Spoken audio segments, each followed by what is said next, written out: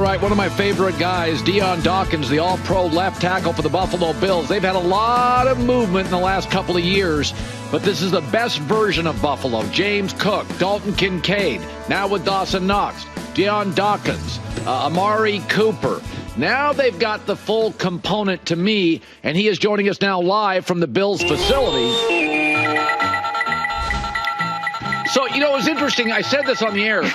When I was watching this game, I felt like you guys were having fun. You all looked like you were 8-year-old kids on the first snowfall of the year, and you guys were like, oh, let's have some fun. That's what it felt like to me. Like you guys really seized the weather in the moment. Did it feel like that? Yes, it felt like we was playing in our backyards, or if we were playing in Josh's yard. You know, it just felt like we all just came to a place and just said, all right, let's get the ball from here to here and let's have a bit of fun in doing it. It was definitely a unique experience. This is the second time that I've ever played in like a real snow game where like the snow is actually like effective, like where like they got to blow the lines and we can't see the sidelines but they blow it. It was a unique day in Buffalo, but it was definitely fun. Yep, you had your Oakleys on there. So let me ask you this. You've only allowed 13 sacks this year. And that's not me. No, the line. The whole line. That's what I'm saying. That's the lowest in the NFL by far. And my take is it's strange because you're a team that you got a quarterback that's a big target. People blitz you because the way to beat Buffalo is disrupt Josh Allen. Right. So obviously you're fine, but there's a lot of movement. How is the cohesion gotten so good so fast? Explain that to me and the audience. Yeah, so there's a beautiful thing called a good coach. You know, everything stems from a good coach. Players in the NFL, we're all players. We're all professional players. And everybody is at a level of being some type of good to a professional level to be able to play in this league. But when you have a coach like Cromer that allows his players to be who they truly are, and he coaches each one of his players differently. Like he doesn't coach me like how he coaches Spencer. And he doesn't coach Spencer like how he coaches Connor and Cybo and Dave. Like everybody has their pros, everyone has their weaknesses. And Cromer does a good job of maximizing our pros and limiting our weaknesses and making those things disappear. And that's what you're seeing. Even like our practice squad guys, they're here and they're getting good very, very fast. And that's a hard reflection of one, it stems from Coach McDermott, but directly our assistant coach, Austin, our third assistant coach, Mills, and Cromer, our head O-line coach. He does a good job of allowing us to be who we truly are, and that's unique, different players.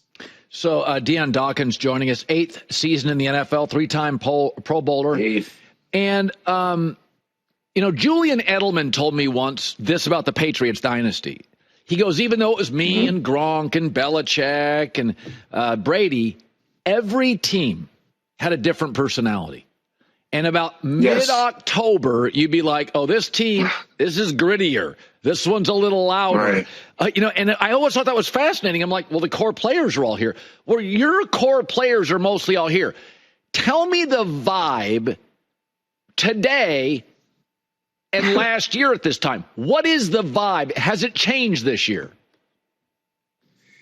Man, if I could give you one word to describe the vibe of the Buffalo Bills, we are uniquely ourselves while being lit.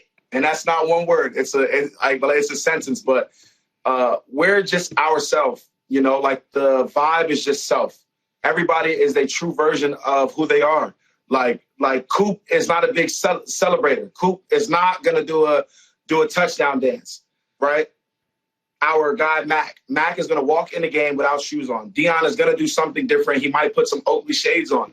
Keon is going to wear his jewelry and he's going to catch magnificent plays. Khalil, he's going to catch across the middle and get yards after catch while being his true self. And Josh is just going to be that MVP guy.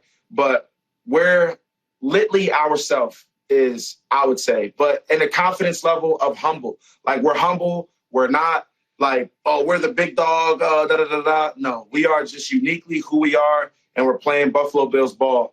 And late in the season, when bodies start to hurt, you have to depend on your big guys. And for our coaches, they lean on us as the big guys. And we know what our job is, and we have to win. We have to. You know, like we get to a point every year, and we need to continue to have the pressure on the big boys up front, which is what we've been doing all year, which is why I'm blessed and honored to say humbly that Josh is the least sacked quarterback in the NFL.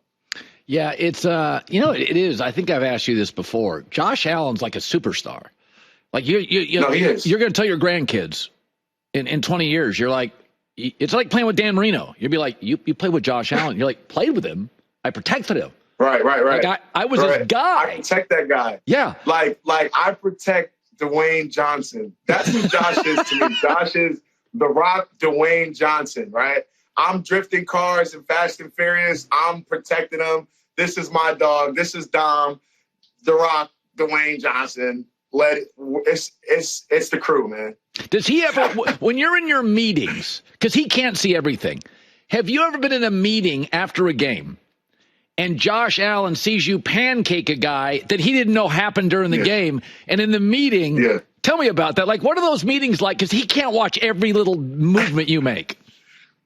Yeah, so I would say, but the more cool thing is Josh will be like watching film, and he'll send you a clip like okay, Doc, like okay, LT1, and it'll just be like, all right, my guy is watching film. He sees what the guys are doing, and then if it's in meeting where coach will put it up, or one of the coordinators, or even Cromer will put up a clip, Josh will like literally like just turn around and give us a little clap and tip his head, and that's all we need. You know, you see us, you know that we are working big boys. We get our love from our quarterbacks and our running backs, and we appreciate it. But he turns around because he sits in the front and he just gives a little head nod with a little clap.